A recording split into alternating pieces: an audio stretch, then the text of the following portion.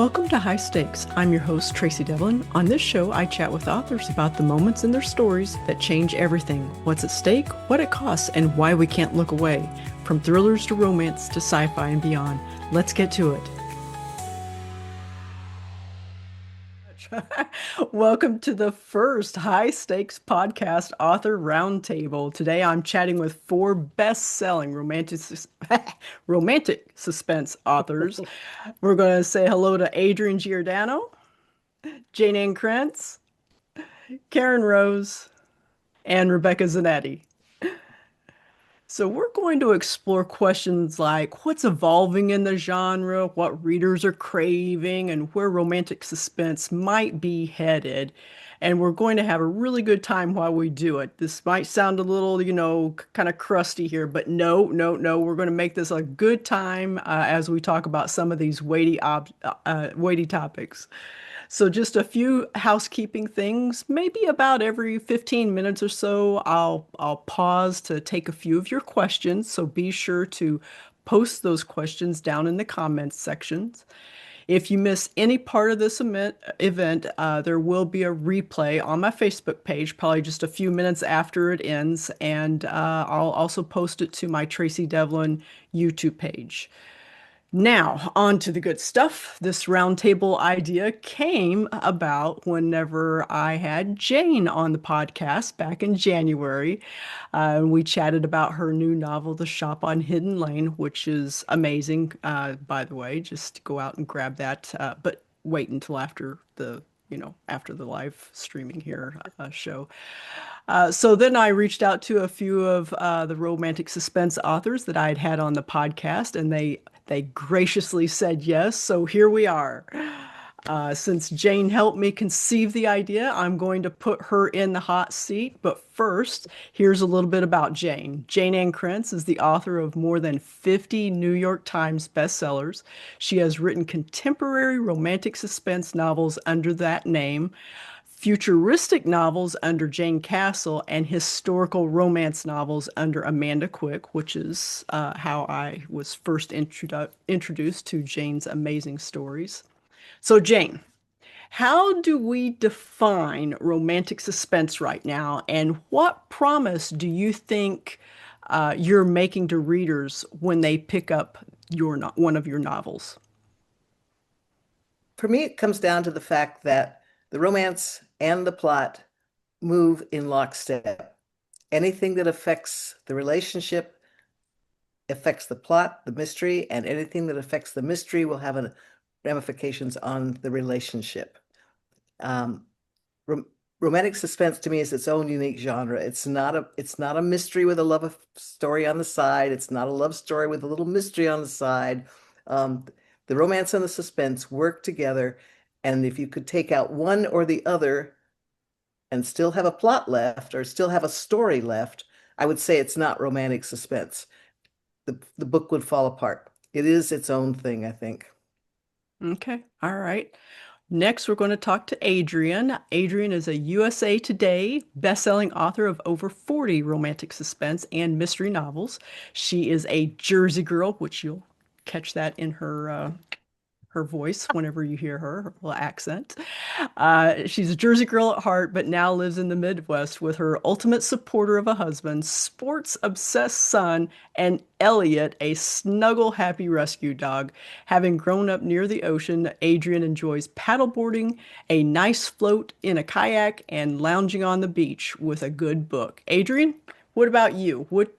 How would you define romantic suspense right now? So totally agree with Jayne on this one. It's about finding that balance between the external plot, right? Of, what is this crime or what's happening that we're trying to solve? And, the hero and heroine just discovering each other and falling in love while they're trying to solve this crime together. So it really is that lockstep. Each scene has to move, and for me anyway, each scene has to move both the external plot and the romance plot forward. All right, great. Next, we'll move on to Karen Rose. Karen is a New York Times bestselling author and has published more than 30 novels. Karen was born and raised in the Maryland suburbs of Washington, D.C. After graduating college, Karen worked as an engineer for a large consumer goods company, earning 2 patents. But as Karen says, scenes were roiling in my head and I couldn't concentrate on my job, so I started writing them down. And she soon became hooked. To date, her books have been translated into more than 20 languages. Karen, how about you? Do you have anything more to add to the definition? Um, I always get the question of what is a romantic suspense versus a romantic thriller? And honestly, I stumble to answer that question because for me, the romantic suspense aspects have always had, they've always been a thriller. But I agree completely with Jane. If you take out one or the other and you still have a book left, it's not a romantic suspense. It's like a rope that's been braided.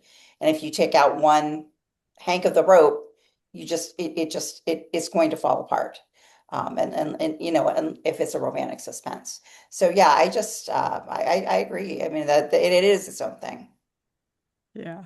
Um, at one of the Romance Writers of America conference, I think it was Harlan Coben was there, and that question was asked of him, not necessarily of romantic suspense, but suspense versus thriller, and he jokingly said an extra zero when he was talking. No, that's actually a pretty good answer. That's a good one. All right, we're going to move on to Rebecca Zanetti. She's a New York Times bestselling author and has published more than 60 novels, which have been translated into several languages with millions of copies sold worldwide. Rebecca has ridden in a locked Chevy trunk, has asked the unfortunate delivery guy to release her from a set of handcuffs, and has discovered the best silver mine shafts in which to bury a body, all in the name of research. All right, Rebecca, what can you tell us about the definition for romantic suspense? Well, I'm really glad we're all on the same page here because when we got the questions earlier, I wrote down the romance changes how the plot unfolds and the danger forces the relationship to evolve. So they're intertwined through the whole book. So, it's really nice to know we're on the same page here. Yeah, absolutely. I know it. Once you get to the fourth person, it gets harder and harder to come up with something unique on the answer on there. So I'm sorry about that. All right, Rebecca, we'll stay with you for this next question. What's changing in reader expectations? Are they craving more romance forward stories, more thriller forward plots, or a different blend entirely? So what I've seen changing a little bit is they're looking for a little more darkness and they're looking for they don't want perfect characters, they want really flawed characters who have to work through those flaws to get their happy endings and whose flaws actually work against them in the suspense part. So I think readers are really looking for a lot more depth right now, and a little darkness and a little hint of what if when it comes to the romantic suspense. All right, great. All right, Karen, tension is the engine of a story. So where do you like the pressure to come from most? External danger, relationship conflict, moral dilemmas, secrets? What do you think? Well, yes, All all the of the above? above. But I think again for romantic suspense, the external danger, whatever that is, if it's a criminal, if it's a gang, if it's a murderer, the tension has to come from that place. And if the crime isn't taking place, the book doesn't happen. I mean, the romantic suspense happens because a crime of some kind is taking place. So I think I know I lean a lot on external tension. I know I've read and enjoyed a lot of books where there's relationship tension, and I always, when I try to write those, I can't keep my characters angry with each other that long. It just really makes me upset. I just have to have them everybody getting along, all the good guys. But yeah, I would think I lean heavily on external, but it's a little bit of all of those. Yeah. Do any of the rest of you have problems keeping that tension going with your characters, or do you like them to all get along and be happy all the time? Well, not be happy. Not Okay. gonna All be right. happy. All right. All right. Hey, I like them working together and in sync, because that's their, like, it's a romantic suspense. So they're falling in love while they're doing it. So I kind of love that push-pull of, oh, it's working here, and then they're maybe disagreeing on what's happening in the case or something like that. But yeah, I like when they get along. And you can have them have internal conflicts and yet still be working together towards a common goal. So there's still that problem and that thing they need to solve or get to the end of, but be working together. And I think that's a lot of fun too. All right. All right. Great. yeah. All I right, Adrienne. Oh, go ahead, Jane. I agree with Adrienne and Rebecca and Karen. I think plus added to it for problem for me is that I tend to write light. I write, kind of repartee and light-hearted stories. I don't have a lot of darkness in my books. Um, so it's very hard. I don't want two immature characters trash talking each other. It just doesn't gonna suit my style at all. But I like I like my books are always grounded in the problem, the risk of trust. So everything my characters are doing is learning to trust each other. Hmm. And that's usually because they've had bad experiences with trust in the past. So the trust for me is where I get the tension in the relationship. And then the high stakes of the suspense puts them both under fire so that in the end they have to trust each other in order to survive. Um, so that's kind of a long-winded answer, but No, it's great. That's great. Thank you. Thank you all for that. All right, Adrienne, how do you approach pacing and structure in your romantic suspense? Do you think of it as a romance with danger beats, a thriller with romance beats, or something else altogether? Yeah. Well, we kind of talked about it, right? It's a little bit of both in each scene. I am a big plot structure freak, so for pacing, it helps me. I write in three-act structure where, you have turning points at certain places.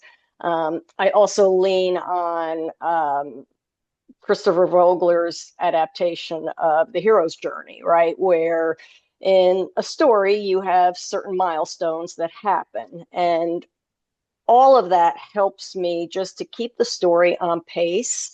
And I always know, like, if I'm reading the story or I'm writing and I feel like it's dragging, if I go back to the plot structure and look at it, it's usually because I've missed something or I'm, going astray somewhere. So, yeah, for me, it is a true braid of the crime and the romance. How about the rest of you? What kind of technique do you use as far as, you hear about organic writers and you hear about or pantsers and you hear about plotters and then there's something in between. Sometimes folks just need to know a little bit to get started. Some folks need to know the end before they can get started. Can you share with us your process? How about Jane? You want to get us started? James, Yeah. um, it's kind of chaotic to tell you the truth. I usually have more of an idea of, well, I know I do. I have more of an idea of the plot problem, whatever the issue is going to be, than I do of how the characters are going to develop. Um, the characters don't really come alive for me until I'm writing the story, and then their problems become. And I think part of it's because I'm a very dialogue-driven writer, so I don't get my best ideas until the characters start talking to each other on the page, and that's where I'm more likely to get inspiration for the characters. Um, the plots are always all over the place until I figure out how the book is going to end, because I never know how the book is going to end until I get there. So it's messy. I don't like it. I do not recommend it. It's not a great way to write. It's just kind of the way I'm stuck with writing. How about you, Rebecca? I'm pretty chaotic as well. I rarely plot, not that I don't want to, because I love the idea of it, but I usually sit down and start writing, then have to write myself out of the box I put myself in. And Right. if I know there's a problem with the book and I feel it, I actually leave the computer and I'll go for a walk or do Mm. something and let my subconscious work on it. And it is really frustrating because you don't really know where you're going until you get there. So yeah, I'm similar that way. But I would love to plot. I would. Me too. I'm thinking Karen's a plotter. I feel like Karen's a plotter. Well, when I hear people say, I don't know how it's going to end, I have this visceral, oh my God, doesn't that make you upset? That just ramps my anxiety to the moon. I would say I'm in between, but I'm closer to a plotter. Um, I I always know how it ends. I always know who did it. And when I get stuck, I go backwards. I go to the end, I do sticky notes. The villain gets caught. For that to happen, this has to happen. And then I step my way back until I get to the point where I got stuck. And then I put all the sticky notes in place and I write forward. So it's kind of like reverse plotting. I kind of reverse engineer a book, I guess. But I panic if I don't know what's going to happen next. So yeah, but a lot of times you have to wait until the characters tell you. And I don't like that. I don't like that at all. I'm just checking here to see if there's any questions yet. It's still a little early, so folks haven't popped any questions in there. So please do. I've got questions of my own, but it's always fun to hear what readers want to hear from authors. So please pop your questions into the comments section. How about you, Adrienne? Did you have anything more to add to that, or did you pretty well cover it in your answer? I think I'm probably a combination of a plotter and a pantser. Like Karen, I need to know where the book ends. Like I need to know it's like a target that I'm trying to hit, and then I can work my way back. Yeah. But there is, as I'm going, things that just pop up organically, and I mean, I just love when that happens. Like, oh, okay, we're gonna add that in. So, yeah. All right. We do have a question now. Renee, how do you balance the romance and the suspense so neither overshadows the other? I don't know. It's just a kind of a gut feeling for me. And sometimes I am focused too much on the action because action is hard for me to write. It's not my natural. I don't. Action is just hard to write for me. Yeah. So sometimes I get carried away trying to get the action right, and then oh yeah, this hero has to do something here. But I think for me, it's just basically as you go along, it's a intuitive feeling. Do the rest of you feel that way, or do you look and see how many POVs and things like that, and how, I any of think that? for me, it's about just looking at each scene and, you know, how is the romance plot moving forward in this scene? What's happening? And how is the external plot moving forward?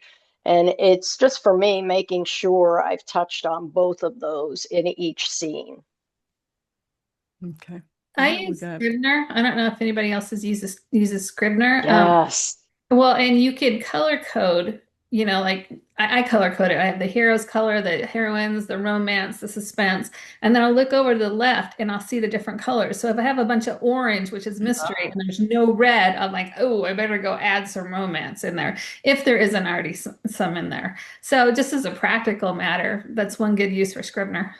Yeah, no, I Yeah. do that too. I color code. I haven't thought about color coding the mystery versus the romance. I'll have to look into that and see how to do that. That's That's interesting. pretty Yeah, cool. Yeah, interesting idea. Thank very you. cool. Yeah, I yeah. also How about think, though, it depends on the story and it depends on the couple.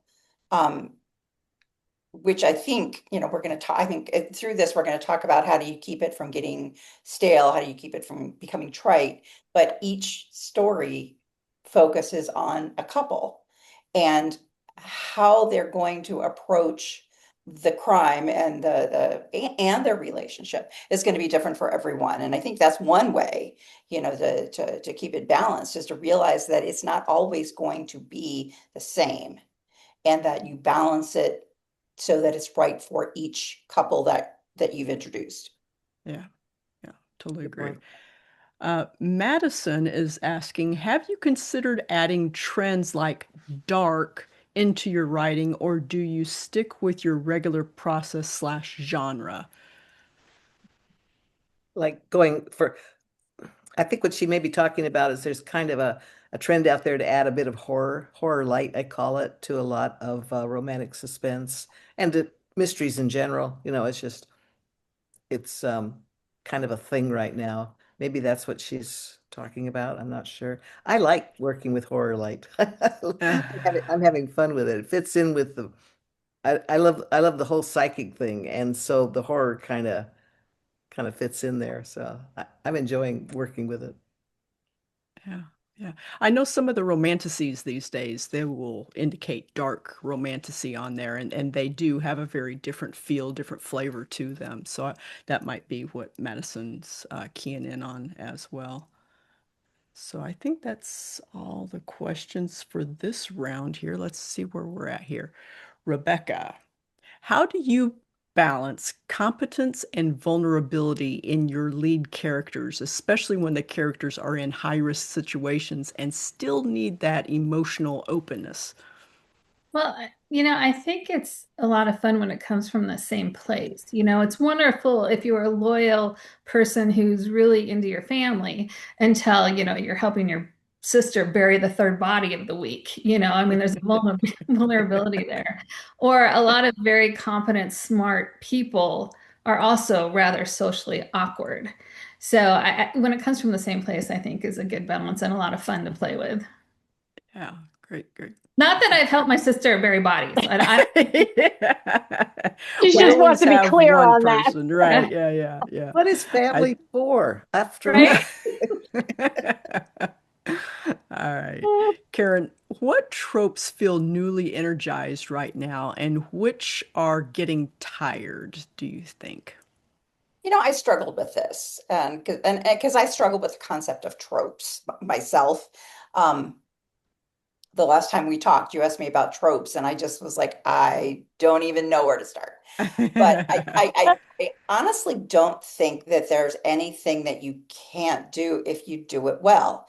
And again, it's going to depend on the couple you're writing about, depends on the situation. But I don't know that there are any. I mean, I understand that there's, some of the crime family tropes are happening, like the mafia stuff, the romanticy stuff.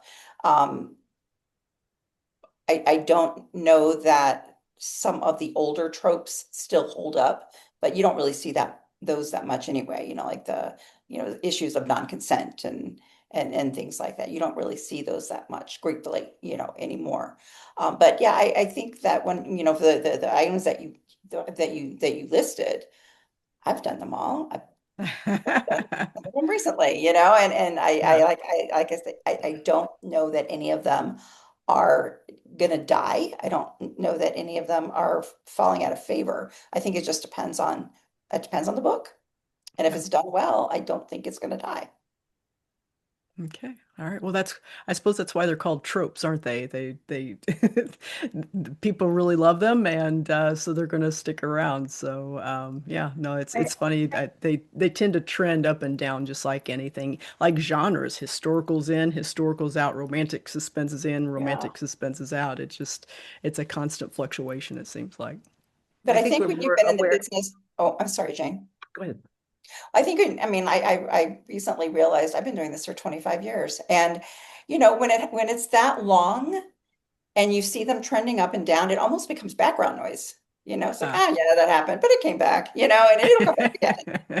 The The first vampire the first vampires. time is sorry, go ahead, Gene. I was going to say vampires will return. They come and they go. And, Yes. and every genre has them. I think where we're more aware of them now because of marketing.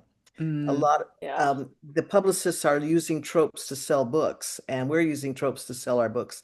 So all of a sudden we're front and center aware of them, but they've always been there. It's nothing new. It's just if you look at the mystery genre, it's easy to identify a bunch of tropes that are classics, from the noir, the tropes of the noir to the romantic suspense, to the cozies, very different vibe for cozies, and you know it when you read it. And but marketing is, I think, just made us more aware of it, or made the readers more aware of it. Maybe that's part of it. Yeah. Yeah. Yeah.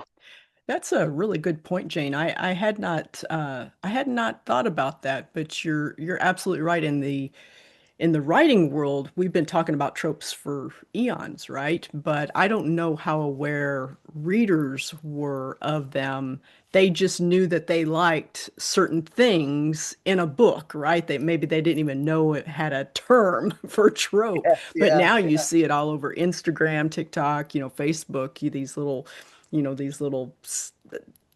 graphics that have all of Yeah. the tropes on there, right? So yeah, it's very cool. And even on the retailer sites, when you go to an Amazon, you go to a book on Amazon, the descriptions may say, a secret baby, whatever, romantic Yeah, suspense. it's So true. yeah, yeah, keywords, all of that.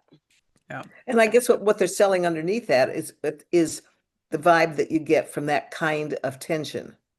And it just readers know what they like, they know what they're looking Yep. for when they want that certain kind of story. And that, basically marketing and is telling them this is that vibe. Yeah. Yeah. All right. Adrienne, you might have a very interesting answer to this Oh now boy. that things have changed a little bit for you. But what boundaries do you set around violence and on the page peril? I don't know. I mean, I have certain things that I just won't do. I won't kill an animal on the page, right? There are certain places I just won't go, right? But for me, it's really about the characters kind of dictate that to me because I do a lot of prep work with the characters before I start. Like I really try to dig into, what are the things they're afraid of, right? What are the things they think they will never do? And then once I have that, like I know how far I can push them and I kind of build the violence and just the tension around that. Like, that to me is the fun of writing is when you can just push them like face first into the thing they said they would never do. Right. And have any of you ever had your publishers determine where that line is as far as violence? I see Rebecca shaking her head no. Yeah. Yeah. No, I did get I, well, from my agent like right off the bat when I was first writing, and I had like a pretty violent scene, and the next scene I had the couple hopping into bed together, and so she did say you may want to give them a little time between making your reader feel icky to making your reader feel good. I was like, oh, that's a good lesson, so Yeah. that's one thing I did learn along the way. Yeah. I I think we're learned all that kind of, less, go ahead. I learned early that less is more. And in my very first book, he's just a very, very bad villain. I felt bad as I was writing him because like he was living in my head and like how could I have somebody this violent in my head? But he is trying to get a mother of a small baby to tell him what he wants to know. So he actually holds the baby over the side of a bridge. And until the woman tells him what he wants to know. And my first draft, it sounds like we're being bombed here, but it's the wind. In the first draft, he puts the baby in back of the car seat, and then he goes to kill her. And he says, he said, you wouldn't hurt me. He said, no, I said I wouldn't hurt your baby. And then, and the rest of the scene is him violently killing her. And my editor's like, stop it, where he says, I just didn't say I wasn't going to hurt you. I just said I wouldn't hurt your baby. And then, and a couple of scenes later, they find her body washed up, in the river. And to me, that was a really great lesson because I could see it all in my head. I knew it was I knew what was happening, and the reader will also know what is happening, but you don't have to you don't have to go all the way with it all the time. Yeah. And Yeah. just that visual, I think, of holding a baby over a bridge, right? Like that just, oh my gosh, that just ratchets up the tension sky high. Yeah, he was Absolutely. not a good man.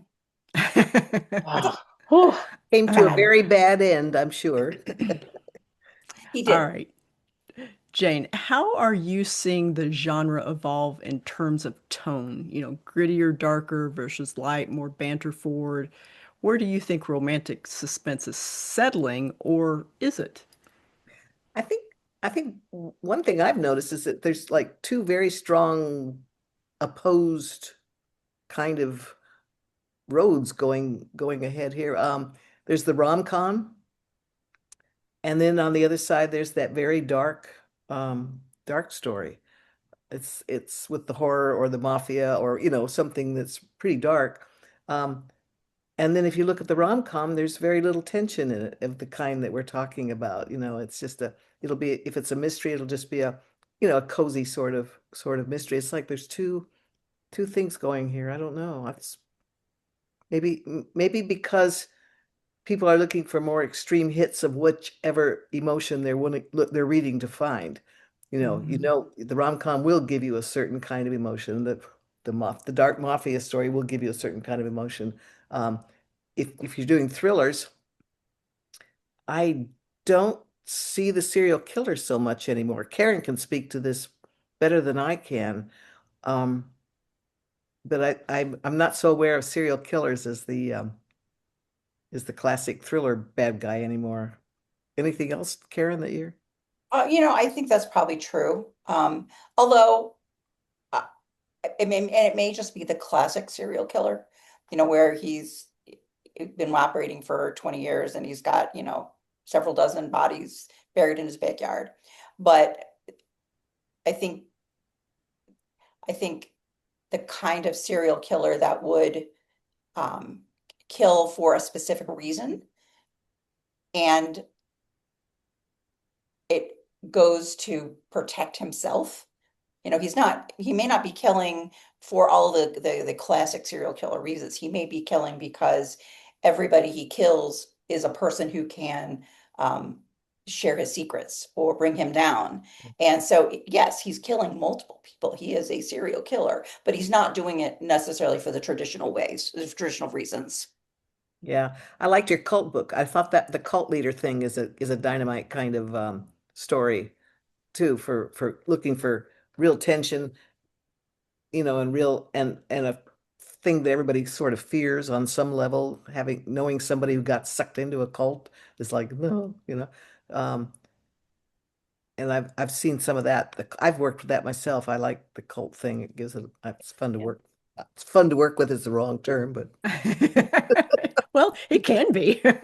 challenging to work Does that make me sound weird? I think All fun's an okay right. word to say. We're with fun friends. All right, good, good, good. All right. So a reader question here. Renee, she says, without spoilers, what's the hardest scene you've ever written? I Rebecca, can you think of Yeah, one? I killed somebody I regret killing. And Oh. yeah, it still bugs me. It was in the first Scorpio Syndrome book. And if we ever repackage those, I might go save them and just let them go off the page to go do something else. Because that was the hardest thing I think I've ever written was killing him. Because I really liked the character, but yeah. So that one, yeah. And I would Yeah, take it back if I could, which maybe I can. that's great. How about you? Adrienne, can you think of anything?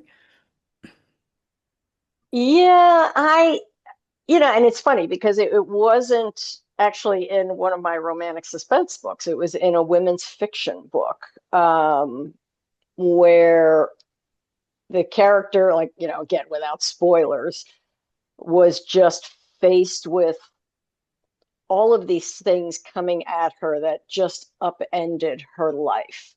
She's in her late 40s and facing just total destruction of her world. It's very difficult to put somebody through that, because she was kind of alone. And I think that's what I love about romantic suspense with these hard scenes, because the hero and the heroine have each other to rely on, and, they're partners. Where in this women's fiction book, she was completely alone. She had nobody. So, oddly, that was really one of the hardest scenes for me. Yeah. Yeah. Mine was also a Anybody character else? that I liked. And I knew from the very beginning he was going to die. That was like Mm. it was like the first scene that crystallized in my mind, even though it happened about three-quarters of the way through the book. And I really liked him and I didn't want to kill him. And I cried when I wrote it. I cried when I edited it. I recently went back and rewrote it because I'm going to be writing a novella based on that, the characters. And I cried again. It was like, how could I have done such a horrible thing? That's great. That's great. How about you, Mm. Jay? Well, again, because I write a lighter sort of story, I don't usually put my characters through that much drama. So for me, the hard stuff is usually putting them in a physical situation where it's scary. I'm claustrophobic. I have panic attacks. Like so anything that triggers that in my characters is is kind of hard for me to write. But I'm sort of oddly fascinated to write it. Fix it on the page, can't fix it in real life. But probably the darkest scene I ever wrote in terms of doing that was a character who is in a cave dive, dark cave dive, all water, right? You're in the water, and he doesn't know the way out. He's trapped in basically a cave, and there's only one way out and he has to find it before the air runs out of his tank. So I got kind of stuck there, and so I called up my brother and I said, "Well, could you get out? I mean, or is this?" And then he had some cave diving experience, and he told me how it would work. But he's in the total dark, and all he knows is he's in the water, and he's basically blind. So Oh for my me, that was gosh. probably the hardest scene to write, just because it triggered all of my personal problems. I can't even imagine. Oh, that gives me the willies Well, just tip thinking here, about Yeah, it. right. Yeah, it gives you the chills. Yeah. tip of the day, in case you are ever caught in this situation, if you're in an underground river, a stream, no matter how slight, how mild it's rolling, there will be a current. And what you do is you find the current and you just sit there very quietly until you can feel the current and then you follow it. There you go. That's my tip of All the right, day. there you go. Jane's tip of the day: how to survive an underwater Tip number river. one is don't go in the first place. I was gonna say, I'm pretty sure I'm not gonna be in that situation, but I'll try to remember if I ever am. All right. Karen, what makes an antagonist or threat feel truly scary in a romantic suspense today, and how do you keep the danger personal without sliding into cliche? Um, when I read your, when I started thinking about this, again, I think less is more, but it always reminds me of, it was my 10th book. And I had the books 7 through 9 had been based largely on the same bad guy. His badness was so bad it kind of covered, it was a villain arc over 3 books, and I think I was just burned out because my 10th book when I wrote it, I thought it was, I turned it in. I thought it was pretty good, but it was the one book my editor came back with. She goes, "He's just not scary," and I didn't know what to do. I was like, "What do I do?" And so I was talking to a friend and I told her my dilemma. And she said, I said, what made Simon, who was the bad guy, the 3 book bad guy, what made him so scary? And she said, it wasn't so much what he did, but it was everyone's reaction to him. For example, when his brother and sister find out in one of his little slight spoiler here that he's still alive, they're powerful in their own jobs. One's a an agent with the Georgia Bureau of Investigation. The other is a assistant prosecutor for New York City. And they both just fall apart Mm. because he has been so evil to them growing up. So it made me think about how characters respond to the villain, and all the wonderful noir movies where they don't have to resort to a lot of blood. a lot of times it's the crowd's reaction or a witness's reaction to what they're seeing. You know, you get the facial expressions and those nuanced reactions. And so I think what makes a villain, makes an antagonist uh, scary, bad, believable is, first of all, they have to be three-dimensional. They can't, you know, be some mustache twirling, you know, snidely whiplash with a, you know, with a bad laugh. But there needs to be some kind of vulnerability to them so that they can be caught. And it has to be how they impact the world around them. And I think that's really the most important part, is how do they impact the world around them? The hero, the heroine, all their victims, the families of the victims, the ripples that they send out. Catherine on Facebook says that Simon was a truly bad guy.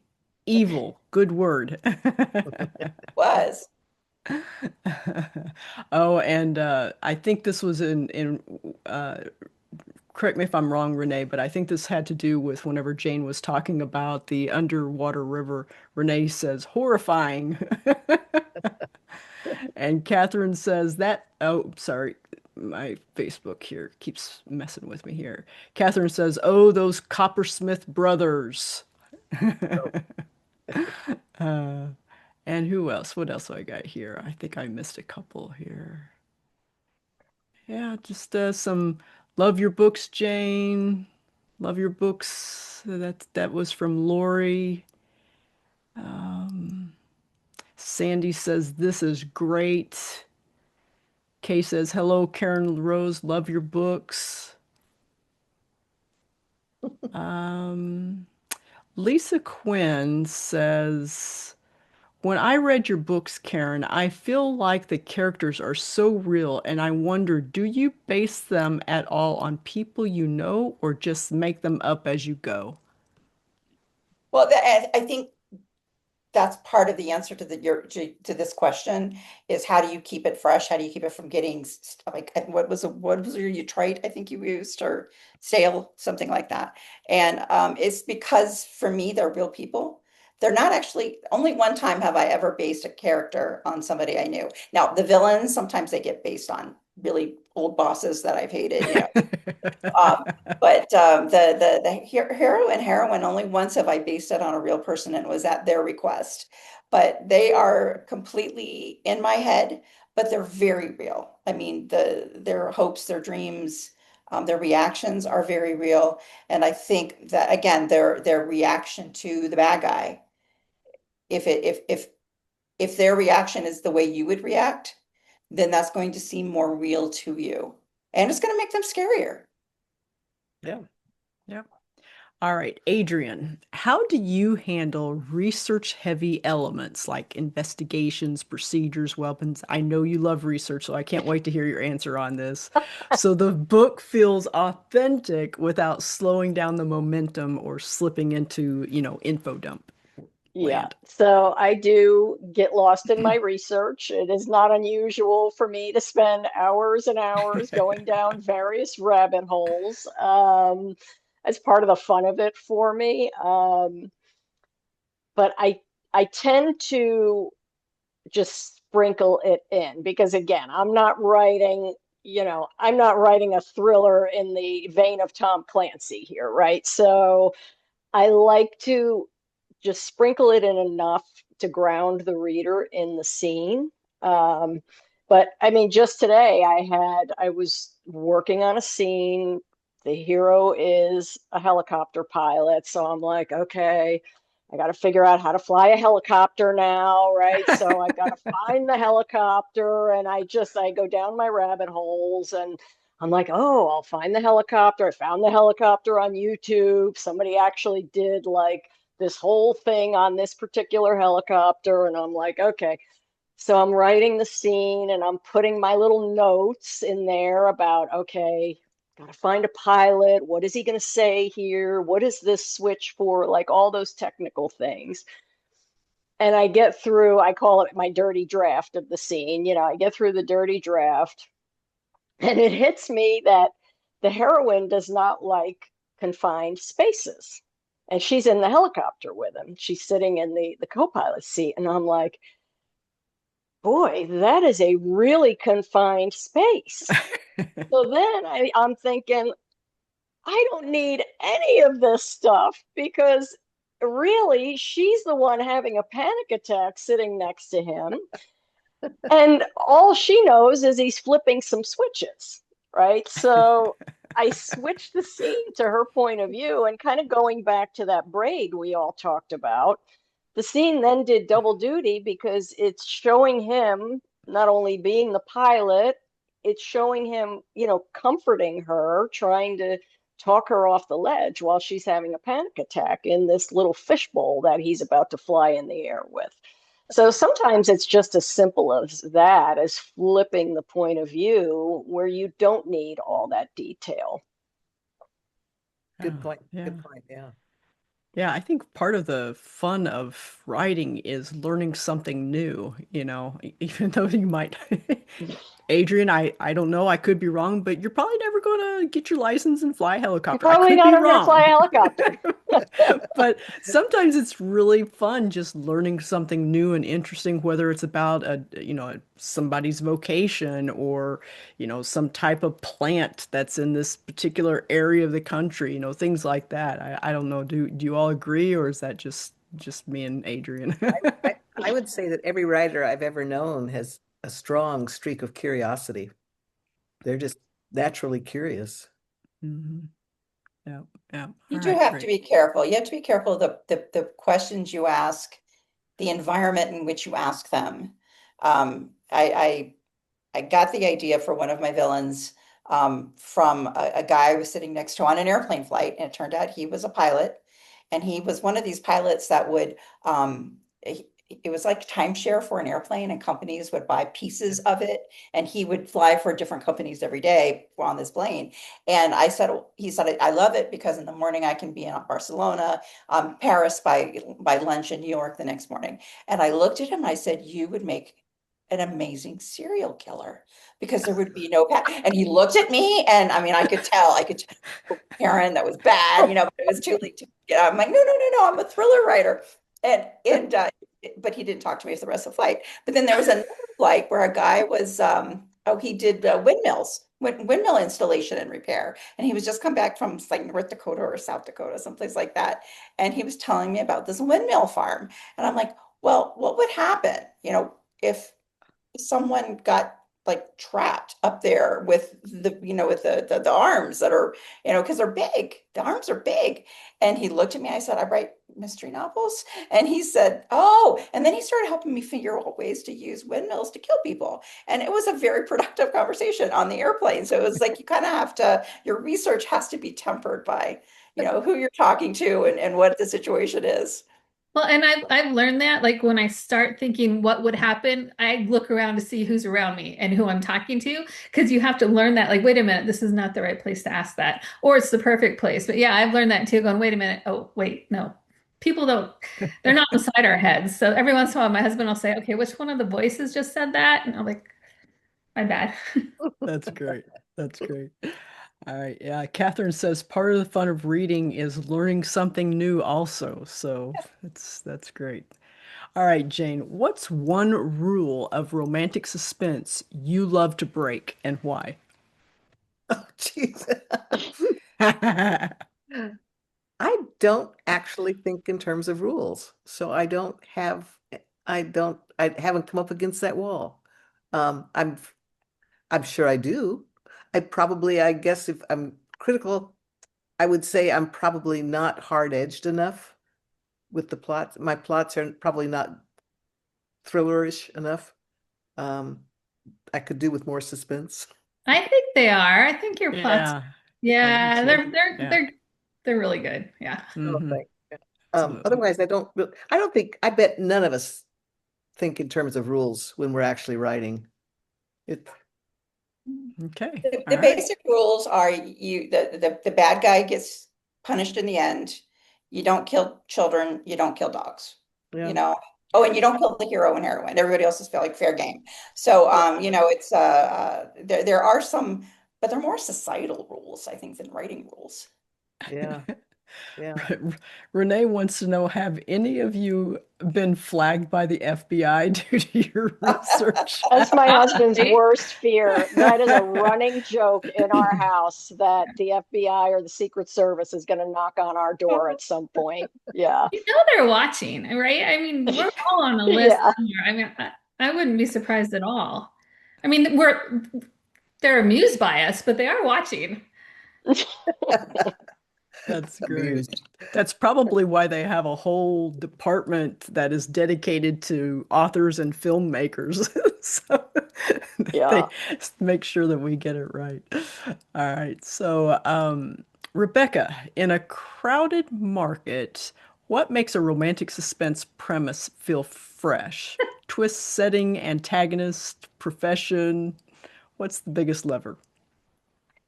There are lovers. Um, That's a really hard question. I have no idea. I think it comes, for me, it's always the characters I'm drawn to, even though I'm very plot driven. So, when people react a little differently than I expect, I like that. Lately, I feel like I've been drawn to, if I'm watching something on streaming something, I've been drawn to really flawed characters more so than in the past. But that could just be me. All right. Sandy says, when I read a book where the bad guy gets away, it's very unsatisfying. I agree. Yeah. I'm right there with you. For I sure. agree, Sandy. All right. So this question is going to be for everyone. We'll start with Miss Adrienne. What do you want romantic suspense to be braver about in the next few years, and what do you hope it never loses? Well, to be braver, I would love to just see us pushing into the hard topics more. I love when books take us to hard places. I think readers are super smart and they can deal with things about, the environment or things that, are just intellectually hard to grasp, right? So I feel like over the years, romantic suspense has kind of gone in that direction. Um, I can remember early on an editor telling me that my romance hero, I wanted him to be a recovering prescription drug addict. And Mm. I was told that was a no-no. I couldn't have a hero that was a recovering addict. And I was just so flabbergasted. I was like, why? This is like real life. These are, and it was like the first time in my career that I really felt confident enough in my writing to go with that and to let him be a recovering drug addict. And I still love that book to this day. I just think it's life, it's real life stuff. What I hope it never loses is just the hope that you get at the end, right? The happily ever after. You just want to feel good about it. You want to know the bad guy is wherever he is, whether he's, left this earth or he's in jail, wherever. But yeah, I just want it to be hopeful. All right. How about you, Jane? I agree with the hopeful thing. I think one of the things that makes romantic suspense so enduring, basically, is it's fundamentally optimistic. It does Yeah. work toward a future in which people are surviving and thriving, and that kind of optimism, I think, is never going to go out of style. I hope it never goes out of style. I think that's what we need. That maybe that's why we go to fiction again and again to kind of get a refresher on that. Yeah. How about you, Rebecca? Yeah, I agree. There's a cosmic balance of, good wins over evil and love triumphs at the end that I don't want to see ever go away. In addition, it's the entertainment value. It's nice to escape reality for a while and jump into a whole different world, even if it's a dangerous, scary world, because you know it's going to turn out okay in the end. And so I hope we always entertain. Yeah, great. How about you, Karen? Um,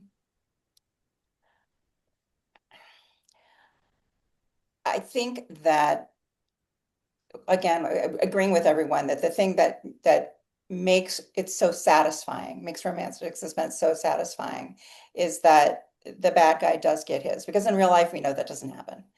And it's escapism, it's optimism, it's all of those things because you see the news every day. You see bad guys getting away with terrible things.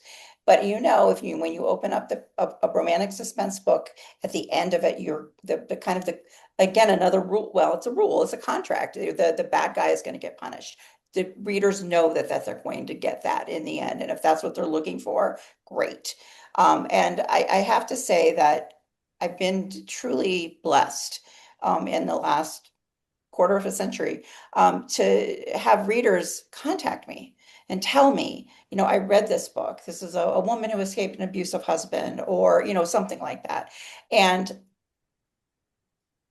I didn't know how to tell people what had happened to me, but your book gave me words. Or, I realized that that had been me, but now I'm a different person and I like who I am now and I'm strong.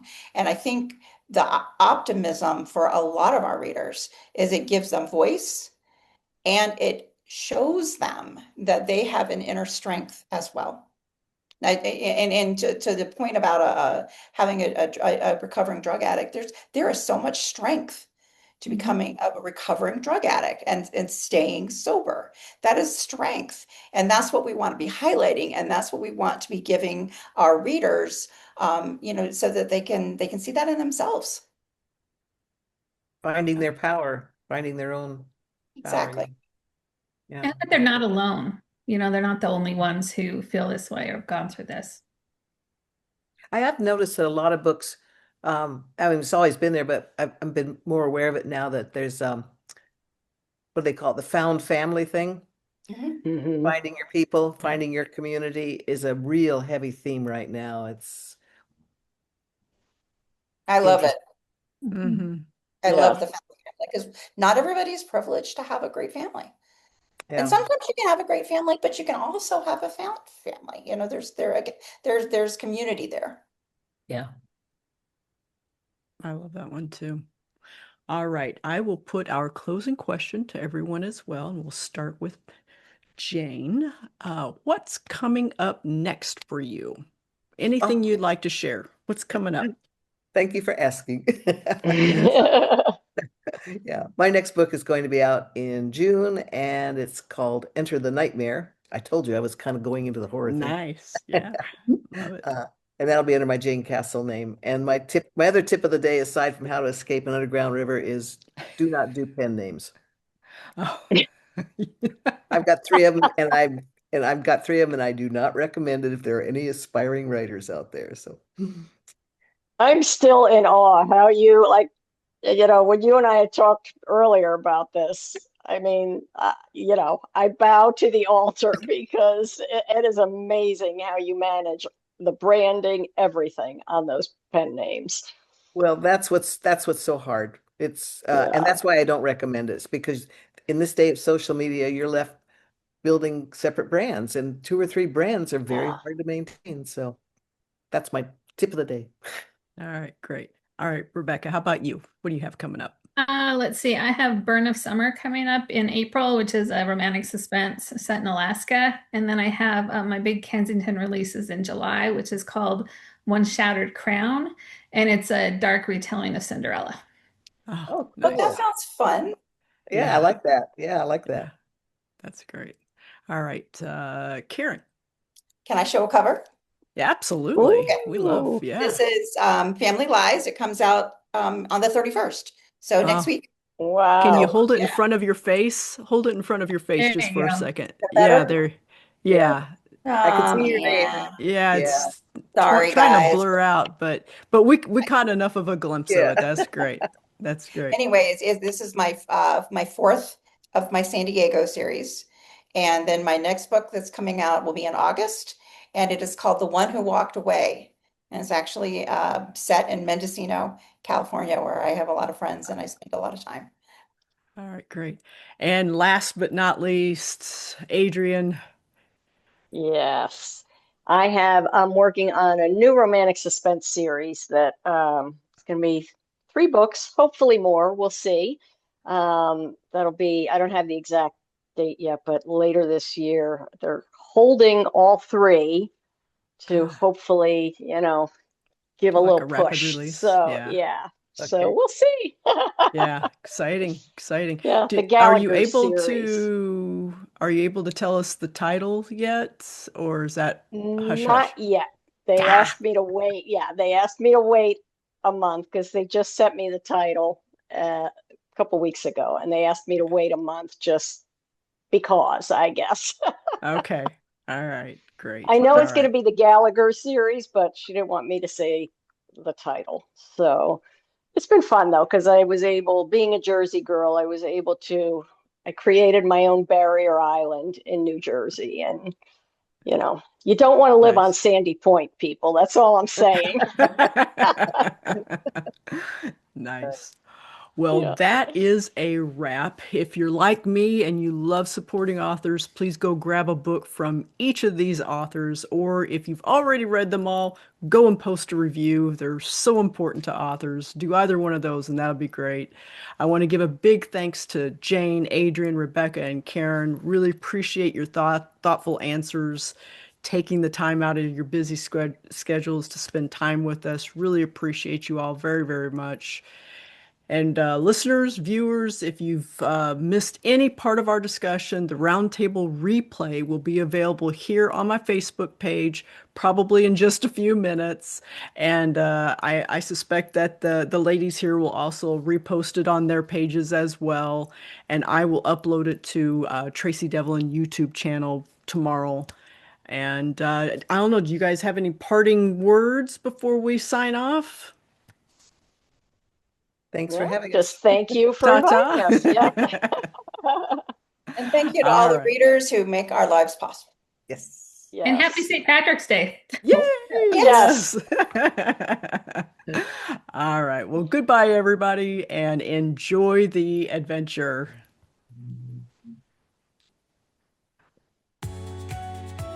That's it for today's high stakes story. Follow the show so the next episode lands right in your feed. And if you enjoyed today's chat, a quick rating or review helps new listeners find us.